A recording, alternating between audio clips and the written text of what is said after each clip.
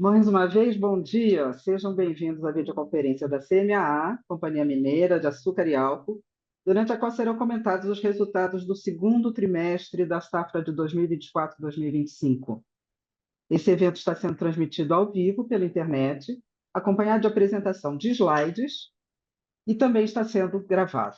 Todos os participantes estão conectados apenas como ouvintes e não haverá sessão de perguntas e respostas durante o evento. Então, caso queira fazer uma pergunta ou esclarecer qualquer dúvida, por favor, entre em contato com a área de RI da companhia, enviando um e-mail para ri@cmaa.ind.br.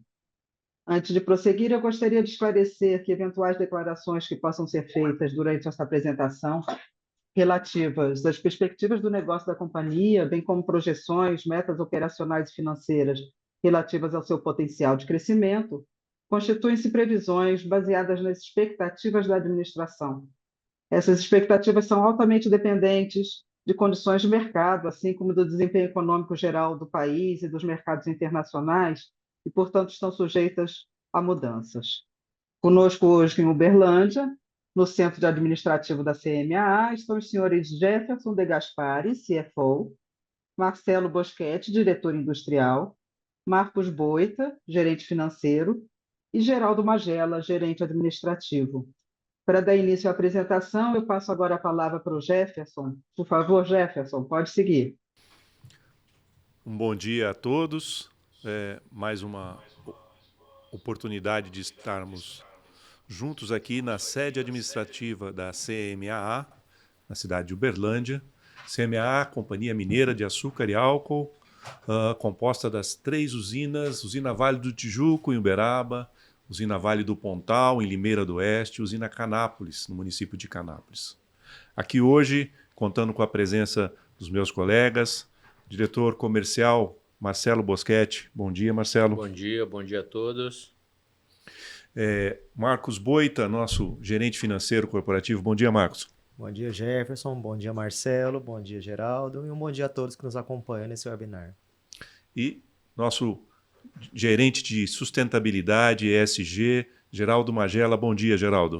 Bom dia, Jefferson. Bom dia a todos. Muito feliz de estar mais nessa edição aqui do webinar. Hoje estaremos apresentando os resultados do segundo trimestre da safra 24-25, período compreendido entre os meses de julho, agosto e setembro. Eu começo aqui apresentando os destaques desse período e do ano safra acumulado até agora. Nós tivemos, no segundo trimestre, 1.807.000 toneladas de açúcar processadas. Isso representa um crescimento de 1,5% em relação ao mesmo período da safra passada.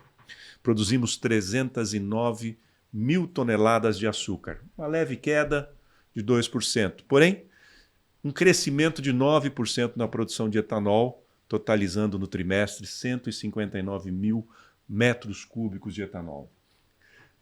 Isso tudo transformado em números financeiros, em números contábeis, a gente teve um crescimento da receita líquida em 42,4%, totalizando R$ 1.021.200.000 nesse período. Isso resultou num resultado operacional da companhia de 319 milhões, o que representa uma margem de 31,3%, um crescimento de 104% em relação ao mesmo período do ano passado. E, por consequência, um EBITDA, que é o resultado antes de impostos, depreciação e despesas financeiras, de 543 milhões nesse segundo trimestre, um crescimento de 65,4%. Esses são os nossos principais destaques, mas nós vamos nos próximos minutos, nos próximos slides, discorrer um pouquinho mais sobre cada um deles. E para começar essa nossa conversa, eu convido o Marcelo, nosso diretor comercial, para que ele traga um pouco da sua experiência, seu conhecimento, a sua vivência de longos anos no setor, para falar um pouco sobre o comportamento do mercado de etanol e açúcar. Perfeito. Marcelo. Bom dia a todos, satisfação estar com vocês aqui. O etanol, nós tivemos um início de safra muito melhor do que a safra anterior. Nós tivemos uma queda expressiva no preço de etanol na safra passada. Isso gerou um crescimento de demanda muito grande em fevereiro e março deste ano.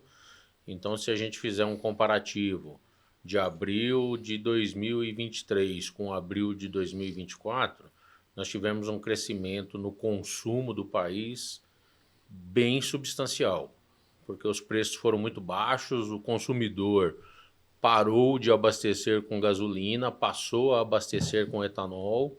Isso convergiu numa lucratividade maior para o consumidor em abastecer o etanol. Então, nós começamos uma safra com uma demanda muito elevada, contrariamente ao que nós vimos em 2023. O outro ponto também que favoreceu isso foi a alta do petróleo no mercado internacional, que ajudou a elevar o preço da gasolina, além do crescimento do consumo do mercado. E, por fim, a gente sentiu também uma atividade econômica no Brasil melhor do que no ano anterior, uma redução significativa de home office, principalmente nas grandes capitais, possivelmente pela maior atividade da economia. Então, mais circulação, mais gente indo trabalhar todo dia, cada vez menos home office, ainda existem algumas capitais, mas num percentual muito menor do que nós vimos no passado. Então, isso trouxe uma circulação de veículos, inclusive de cargas, muito expressiva, teve um crescimento real no consumo de combustível no Brasil.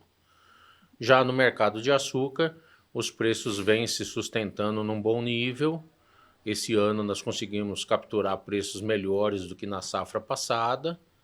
Nós tivemos reduções em outros países produtores, em especial na Ásia, e isso vem contribuindo para manter os níveis do açúcar em reais elevados. Inclusive também a alta do dólar que a gente vem observando nesse ano também contribuiu para que em reais a gente tivesse um preço mais elevado do que o ano passado. Marcelo, muito bacana. Você trouxe um componente importante que às vezes as pessoas não percebem. Quer dizer, o comportamento da sociedade, o home office, o exemplo que você deu, a questão da atividade econômica, o impacto que isso tem, né, no consumo, na demanda e consequentemente, nos preços, né? Isso é interessante, é uma visão que nós às vezes não passa desapercebido pelas pessoas, né? Sem dúvida. E a gente também viu isso na área educacional. A presença dos alunos voltaram à normalidade. As crianças até o nível universitário, pós-graduação, então isso tudo, todos esses detalhes de atividade econômica, estudantil, voltando à normalidade, ajudou no crescimento do consumo do país. Outro ponto importante também é que às vezes preocupa todo mundo, obviamente, o aumento da taxa de câmbio, né, o dólar efetivamente, mas isso tem trazido, de certa forma, para o agronegócio alguns benefícios, algumas oportunidades, né? Sem dúvida. E o que também contribuiu, nós estamos num ano que tudo convergiu a favor, nós também tivemos uma maior estabilidade dos preços. O ano passado a volatilidade era muito grande, nós observamos diesel subir 20% em um mês, depois de algum tempo diesel caía 15%, 20%, então essa volatilidade, essa alta e grandes baixas em curto espaço de tempo, ela gera uma insegurança no mercado. E com isso as pessoas se retraem. Quando você não tem uma previsibilidade, é como nós em casa, se você não tem uma previsibilidade de receita, você tranca a porta. Então essa estabilidade nos preços, uma maior estabilidade política também ajudou as pessoas a terem mais confiança e ir para os investimentos, voltar a uma atividade normal na economia. Muito bom. Eu sei que a Companhia Mineira de Açúcar e Álcool ainda, nós somos focados basicamente na produção de açúcar, etanol e energia da cana-de-açúcar. Perfeito. Mas sabemos também do crescimento do etanol de milho, principalmente em estados onde não existiam, né, essa produção, esse consumo. Como é que você está vendo esse mercado? Você pode contribuir com as pessoas que nos assistem. O etanol de milho, ele vem se expandindo aceleradamente no Brasil. Isso tem um ponto no curto prazo de maior oferta, mas ao longo do tempo isso também vai trazer assim vai ser mais abrangente. O etanol vai estar em todas as regiões brasileiras e não apenas aonde tem a produção de cana. Então, com isso, ele vai virar um combustível amplamente nacional. Hoje ele está restrito mais à região sudeste e as bordas aqui, as fronteiras da região sudeste. Com o etanol de milho, o etanol hidratado, que é o que vai no combustível, que é o combustível da frota de carros, ele passa a ser um combustível utilizado nacionalmente. E a gente acredita que isso vai trazer uma política nacional de preços, olhando para o Brasil como um todo, e não somente a região sudeste, que é onde tem a maior concentração da população brasileira. Muito obrigado, Marcelo. Muito boa essa visão que você traz para nós, né, essa discussão. Você que vive esse mercado diariamente e convive com vários players aí, tem uma experiência muito boa. Muito obrigado. Eu vou passar a falar um pouquinho agora sobre o nosso desempenho operacional no trimestre. Então, nós já mencionamos entre os destaques o crescimento da moagem, né? Aliás, o volume de moagem, né? Nós basicamente tivemos um volume muito semelhante ao mesmo período do ano passado, né? 3,7 milhões. Em cada uma das nossas unidades, a gente tem chegado muito próximo aí dos nossos limites de capacidade de produção. Então, na Vale do Tijuco, a gente processou até agora, né, até o segundo trimestre, 4 milhões de toneladas. Nossa moagem estimada próxima de 5 milhões, que é exatamente a nossa capacidade. Na Vale do Pontal, a UVP 1,9. Nós temos lá, acabamos de fazer uma expansão dessa unidade. Hoje ela tem capacidade de 3,7 milhões, mas estamos numa curva de crescimento da moagem. Então, esse ano devemos aproximar aí dos 2,5 milhões, aproximadamente. E na Canápolis, que nós temos 2 milhões de capacidade, já moemos 1,5 milhão. Então, totalizando aí nos 6 meses 7,4 milhões contra 7,1 milhão de tonelada do ano passado. Um crescimento no período acumulado até setembro de 4%. Dois fatores importantes da cana-de-açúcar sempre avaliados. Um é a quantidade de açúcar que ela contém, definida pelo ATR, e o outro é o quantas toneladas de cana você produz num mesmo espaço, que é o TCH, toneladas de canas por hectare. Esses dois fatores juntos é que vão determinar o volume de produção de açúcar, consequência da produção de cana-de-açúcar. Então a gente percebe aqui claramente a Vale do Tijuco uma melhora significativa no ATR. Quais são, tanto na Vale do Tijuco quanto na Canápolis, as duas acima de 140 quilos, e uma leve queda na Vale do Pontal. Nós temos 3 usinas em 3 regiões, aliás, uma região grande, mas em micro-regiões específicas, com climas específicos, com solo específico. Tudo que nós podemos fazer é tratarmos o manejo, mas, eventualmente, questões climáticas, principalmente, elas impactam de forma diferenciada cada uma dessas unidades. Então, a Vale do Pontal, nosso número mais baixo aí de ATR, ele sofre mais as consequências do clima seco, especialmente. Por isso, é uma das unidades que a gente tem feito fortes investimentos de irrigação, exatamente para que a gente possa capturar mais resultado nessas áreas. A produtividade de tonelada de cana por hectare, a gente vê um crescimento na Vale do Tijuco e uma leve queda na Vale do Pontal e na Canápolis, também principalmente por consequência de questões climáticas que impactaram nesse ano. Essa safra, nós tivemos a oportunidade no primeiro trimestre de comentar, mas agora, reforçando novamente, acho que todo mundo viu e viveu aí um pouco de experiência, principalmente no estado de São Paulo, a questão das queimadas, consequência da seca prolongada. Esse ano nós tivemos um ano de seca mais prolongada e isso tem algum impacto. No entanto, na média do grupo CMA, então a gente teve uma melhora no ATR de 1,2% e uma leve queda no TCH de 3,3%. Um outro fator importante, o Marcelo falou das condições de mercado, e Marcelo, se você puder complementar depois aqui, nós estamos hoje produzindo 60% de mix de açúcar, 40% de mix de etanol. Tem uma razão para isso, né? Sem dúvida. O açúcar tem uma margem de contribuição muito melhor nos últimos anos, pós-Covid. o preço dos alimentos subiram substancialmente, que o pessoal ficou mais dentro de casa, voltou a cozinhar, voltou a ter as refeições dentro de casa. Isso foi um movimento generalizado em todas as commodities, soja, café, açúcar, e naquela fase detrimento de combustível devido à menor circulação de pessoas. Então o açúcar vem nos últimos anos com um prêmio acima do mercado de combustíveis, no nosso caso do etanol, e a companhia vem fazendo investimentos para melhoria do mix, para que a gente transforme mais quilos de açúcar, um investimento industrial, para que a gente converta mais açúcares e menos etanol.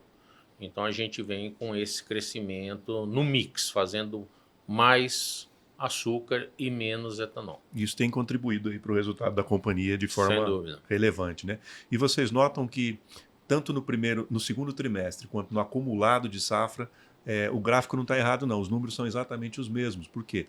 Porque tem se mantido a maximização da produção de açúcar o máximo possível, como o Marcelo falou, porque é o produto que tem trazido uma remuneração e um resultado melhor para a companhia. Eu vou passar a palavra para o Marcos Boita, para que ele possa também trazer um pouquinho das contribuições do desempenho financeiro da companhia. Marcos, fique à vontade. Obrigado, Jefferson.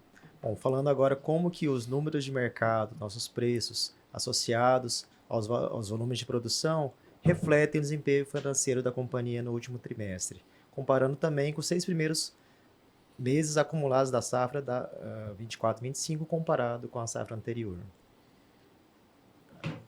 Começando pela receita operacional líquida da companhia, que é a receita bruta menos os impostos, verificamos que no segundo trimestre da safra 24/25, nós apresentamos uma receita líquida de 1.021.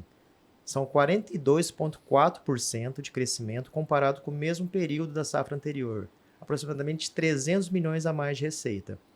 E quando analisamos também os 6 primeiros meses da safra comparado com o mesmo período da safra anterior, temos visto também o mesmo crescimento, 37% a maior, cerca de quase 500 milhões de reais a mais de receita líquida.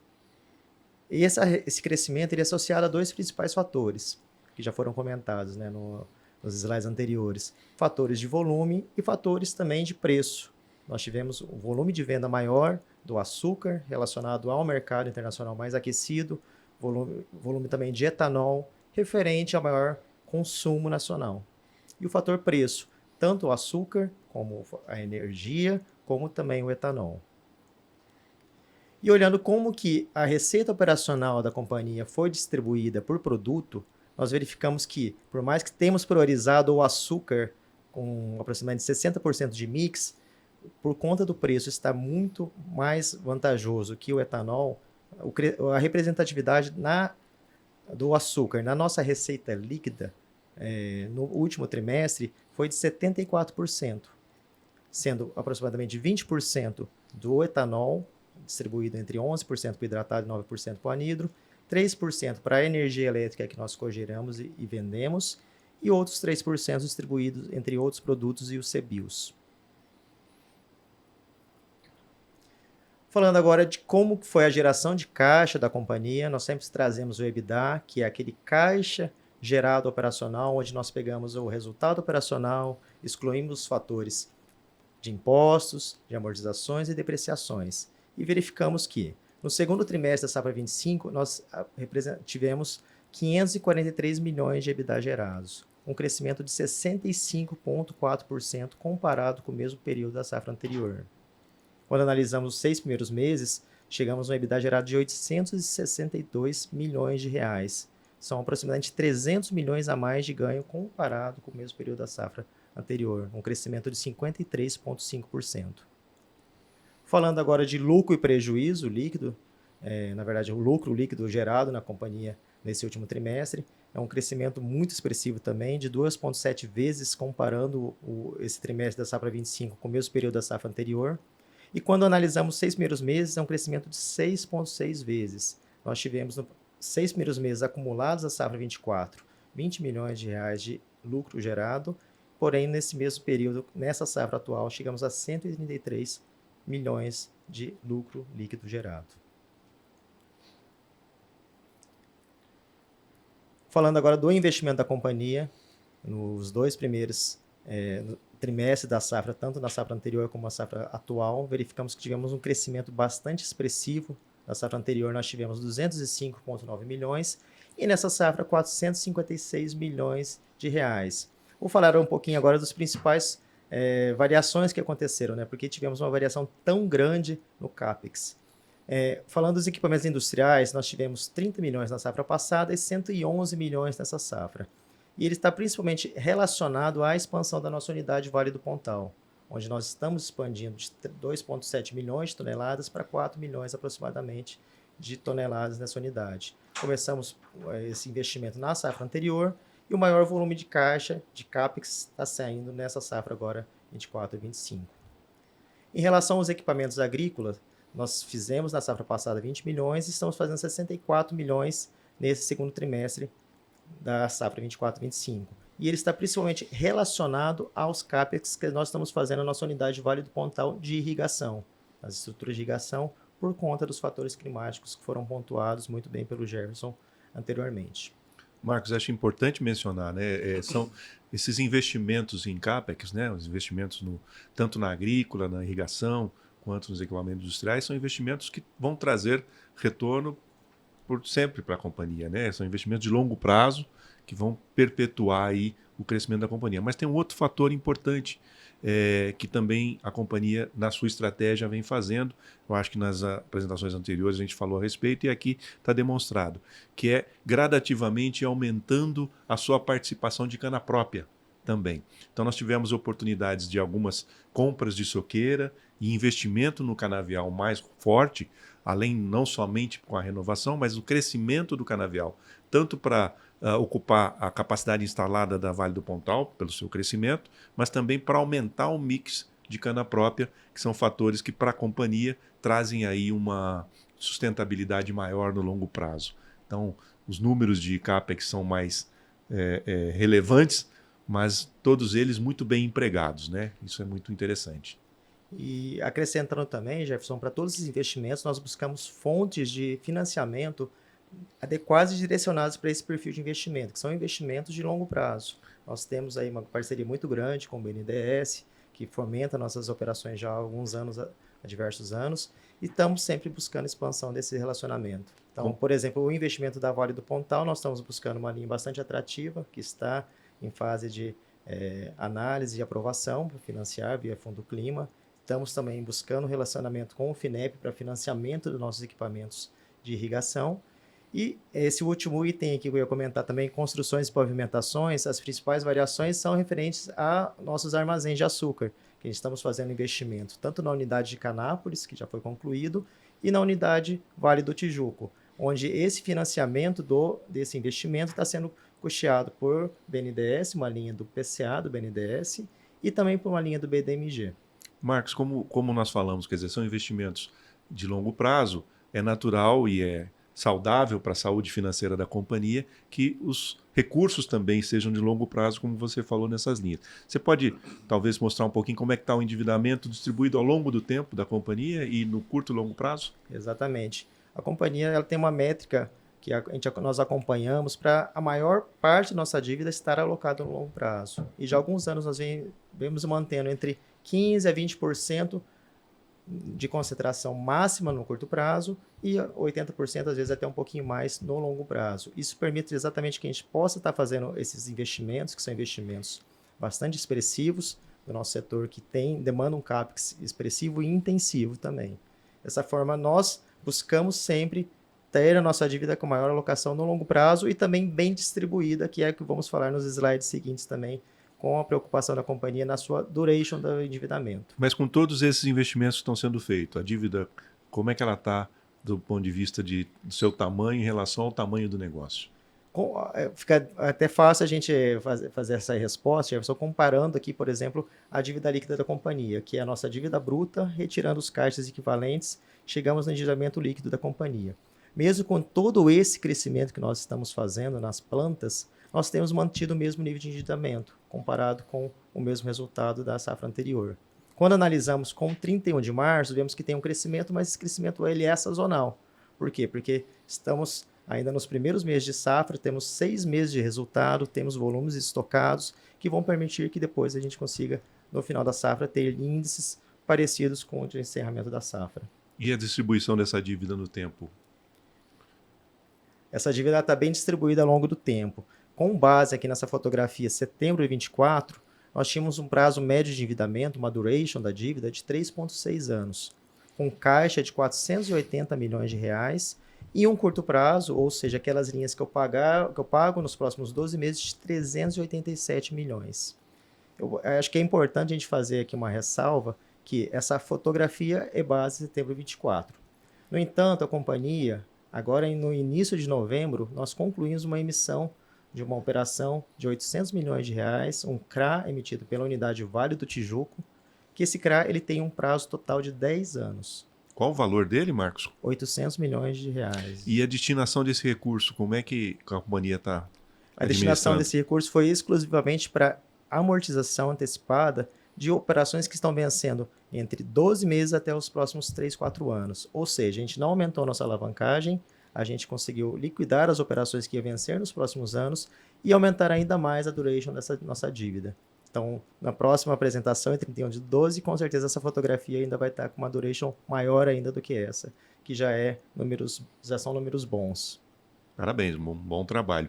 Mas me diz uma coisa, como é que está distribuído essa dívida sob o ponto de vista de operações, de taxas de juros? O que a gente está vendo aí nos últimos semanas, a taxa de juros com perspectiva de crescimento, o dólar subindo, tem dívida em dólar, não tem? Conta um pouco para a gente sobre isso. A dívida, assim, falando primeiramente sobre as instituições, sua alocação maior está em operações de mercado de capitais.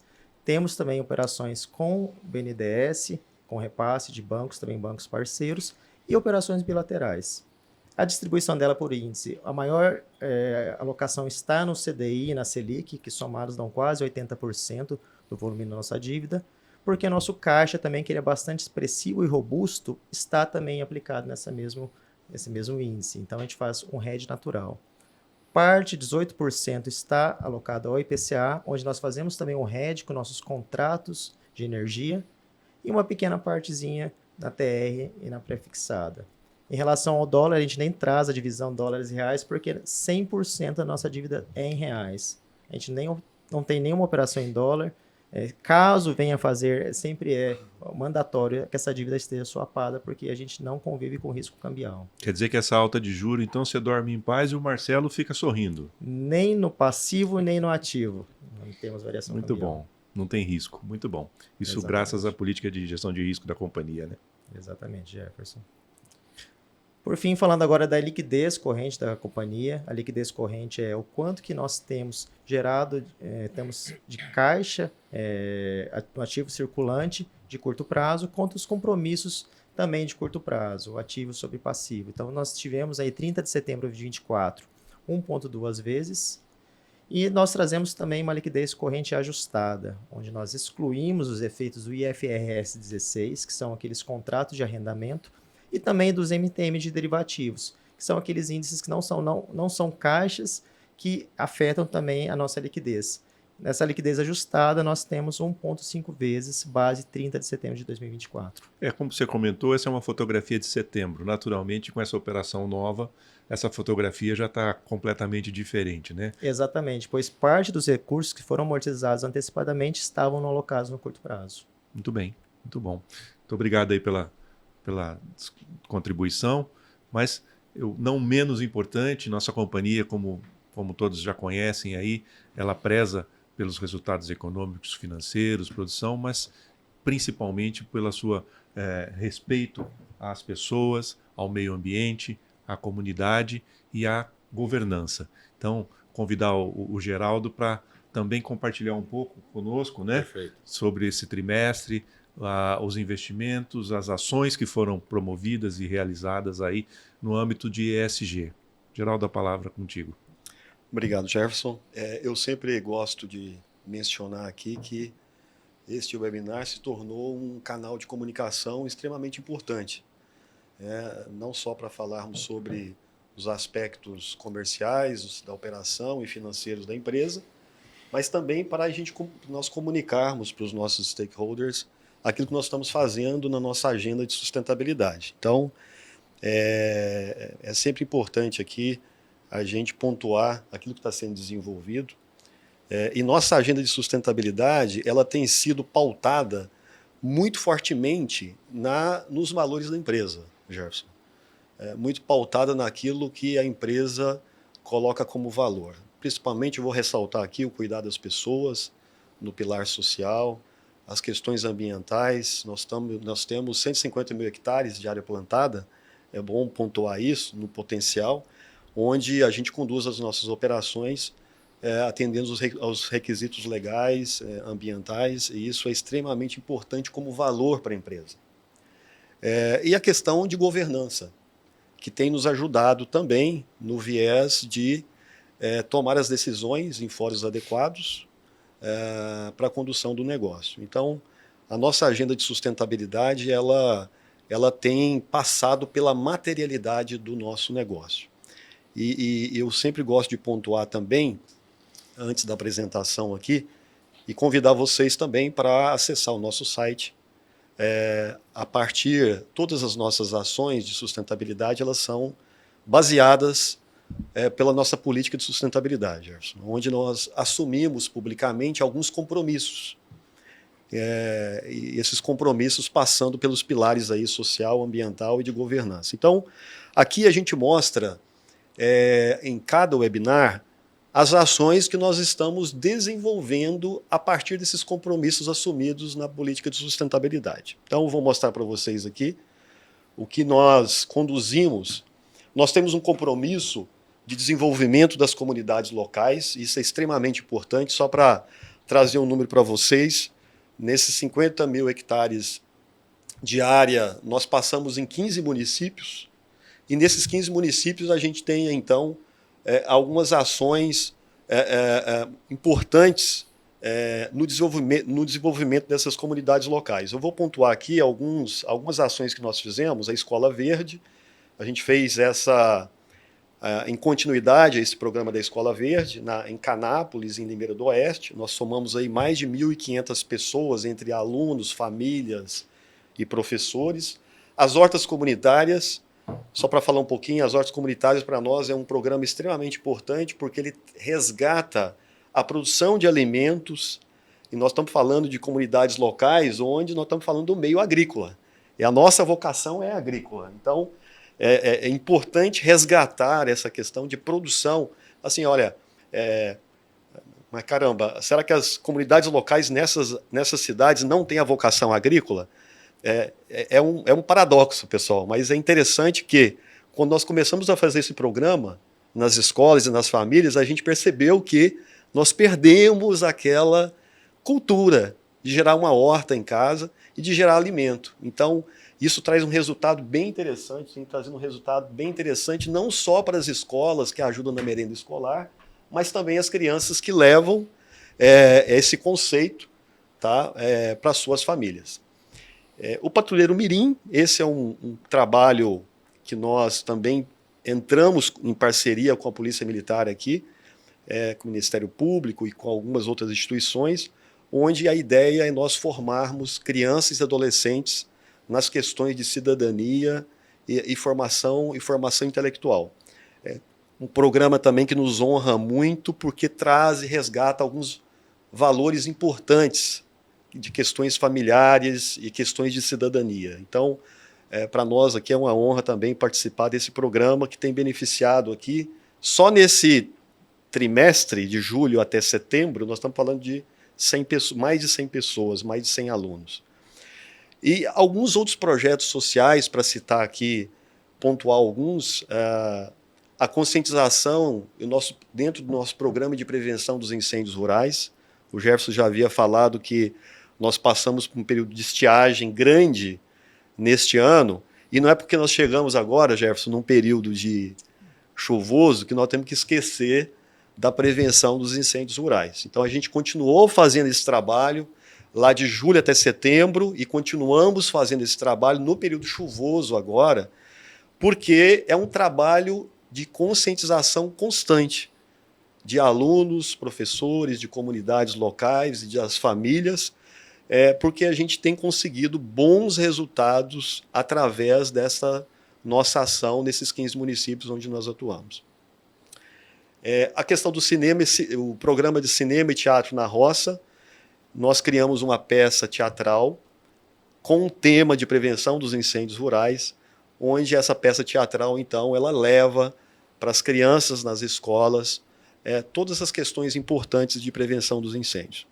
Estou citando alguns programas que foram desenvolvidos nesse trimestre, somando aí mais de 11 mil pessoas, entre alunos, famílias, professores, mostrando a abrangência desses programas sociais que são tão importantes nesse compromisso de desenvolvimento das comunidades locais. Semear a energia que transforma, transformando a sociedade em que está inserida, né, Geraldo? Perfeito. E no contexto local, respeitando a particularidade de cada região, né, nesses 15 municípios, e trazendo, como eu falei, resgatando esses valores de cidadania e de produção agrícola. Aqui uma outra ação importante dentro do desenvolvimento das comunidades locais são as nossas obras de parceria público-privada que nós conduzimos com o governo do Estado de Minas Gerais. E dentre elas eu estou citando aqui uma obra que está em andamento, que é uma obra que compreende a pavimentação de 3 quilômetros lá da unidade de Canápolis. E assim como a obra que foi feita em Limeira do Oeste, dos 30 quilômetros, ela traz muito desenvolvimento para a região e facilidade na mobilidade das pessoas. Tá? Isso é importante. Eu estive essa semana até em Limeira do Oeste, num outro programa de Natal Solidário, onde é muito bacana você ver a pavimentação passando na frente da escola. Então, o transporte que traz as crianças do meio rural, de assentamentos e dessas localidades, que antes era estrada de terra, então hoje nós temos pavimentação chegando na porta da escola.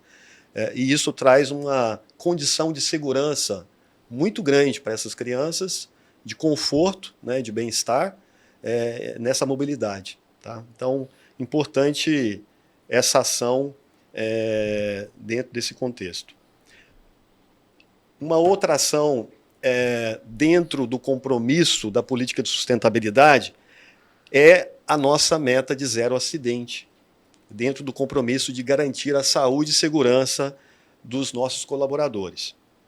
E eu diria até que nós temos extrapolado essa cultura da saúde e segurança não somente para os nossos colaboradores, mas para as comunidades locais também. A gente tem levado, por exemplo, a prevenção dos incêndios rurais. A gente tem extrapolado os limites de desenvolver ações de garantia da saúde e segurança, não só para os nossos colaboradores, mas também para as comunidades que estão no nosso entorno. E tem também o programa de formação e de acompanhamento dos fornecedores, prestadores de serviço, essa cultura também sendo difundida, né, Geraldo? Fale um pouco sobre isso. Muito bem lembrado. Nós temos todos os anos um desenvolvimento, a realização de workshops com os nossos fornecedores, levando a questão das boas práticas trabalhistas, né, de garantia, né, da saúde e segurança, também para os colaboradores dos nossos fornecedores e parceiros, e levando esses conceitos mesmo de segurança. Então, isso é conduzido todos os anos, a gente tem esses fóruns em cada unidade, e isso também tem resultado em um impacto muito positivo, Jefferson, junto aos nossos parceiros e fornecedores. Eu vou só pontuar aqui, esse programa de transformação cultural de saúde, segurança e meio ambiente, ele é o nosso programa interno, onde nós vamos conduzir essa jornada da meta de 0 acidente até 2027.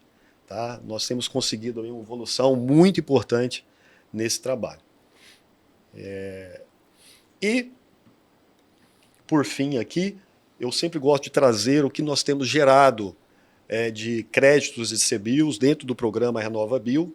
No segundo trimestre, nós geramos mais de 124 mil unidades de CBIOS. Eu sempre gosto de mencionar que isso representa mais de 124 mil toneladas de carbono que a nossa operação né, deixou de emitir para o meio ambiente. Então, isso para nós é um SG na veia, vamos chamar assim, é um resultado na veia daquilo que a nossa operação entrega para os nossos stakeholders, para a sociedade.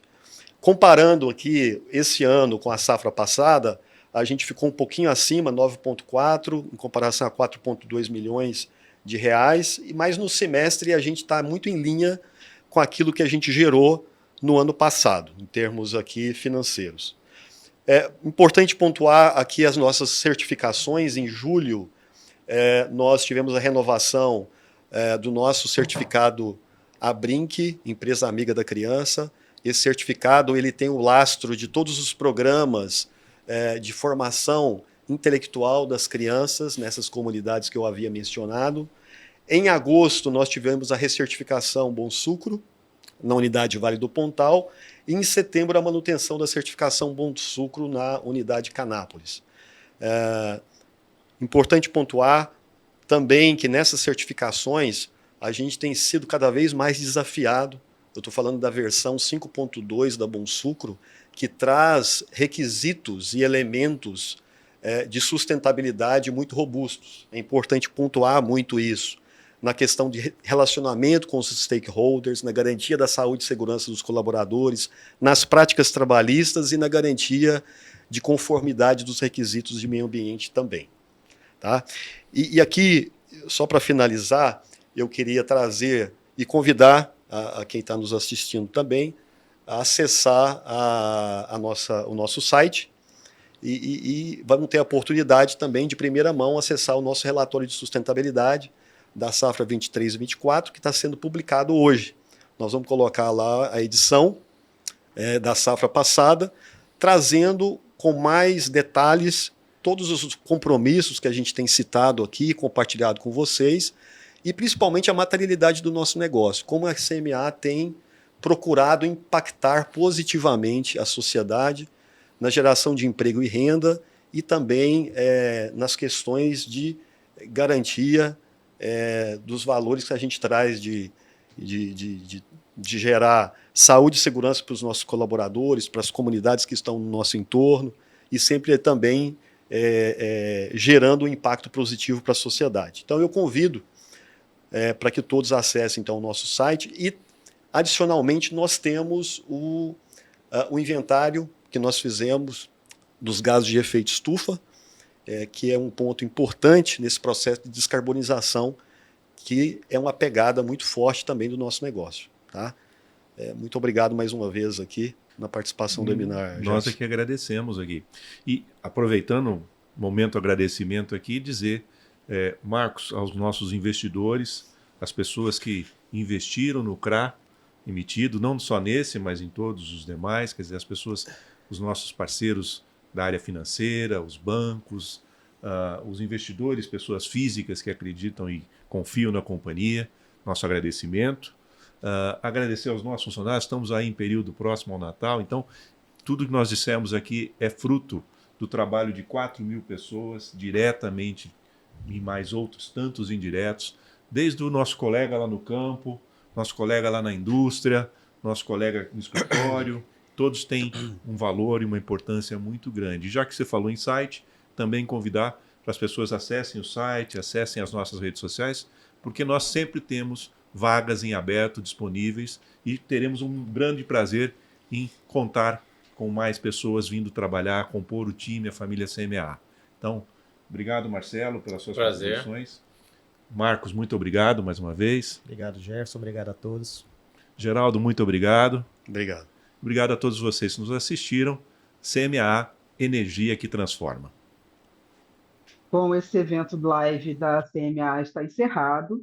E lembramos que a área de RI da companhia está à inteira disposição para responder qualquer dúvida, prestar qualquer esclarecimento por meio do e-mail ri@cma.ind.br.